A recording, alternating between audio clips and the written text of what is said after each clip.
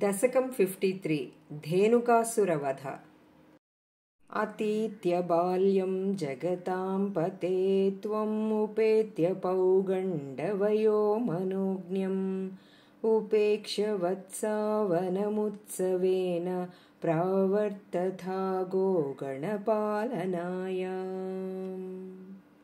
उपक्रमस्यानुगुणैव सेयं मरुत्पुराधीश तव प्रवृत्तिः गोत्रापरित्राणकृतेऽवतीर्णः तदेव देवारभदास्तदा यत्। कदापि रामेण समं वनान्ते वनश्रियं वीक्ष्य चरन् सुखेन श्रीदामनाम्नः स्वसखस्य वाचा मोदादगाधेनुककाननं त्वम्। उत्तालतालीनिवहे त्वदुक्त्या बलेन धूतेऽथ बलेन दोर्भ्यां मृदुःखरश्चाभ्यपतत् पुरस्तात् फलोत्करो धेनुकदानवोऽपि। समुद्यतो धैनुकपालनेऽहं कथं वधं धैनुकमद्य कुर्वे इतीव मत्वा ध्रुवमग्रजेन सुरौघयोद्धारमजीघनस्त्वम्।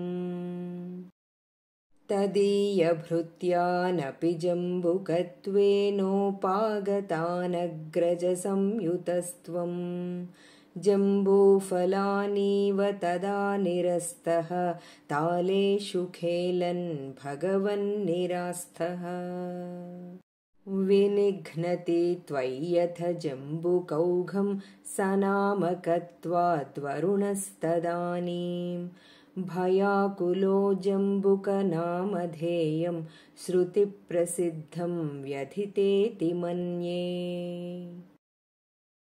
तवावतारस्य फलं मुरारे सञ्जातमद्येति सुरैर्नुतस्त्वं सत्यं फलं जातमिहेतिहासि बालैः समं तालफलान्यभुङ्क्ताः।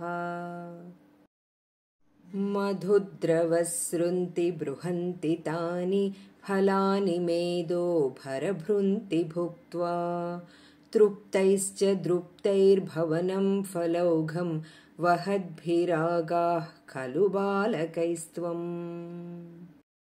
हतो हतो धेनुक इत्युपेत्य फलान्यदद्भिर्मधुराणि लोकैः जयेति जीवेति नुतो विभो त्वं मरुत्पुराधीश्वर पाहि रोगात्।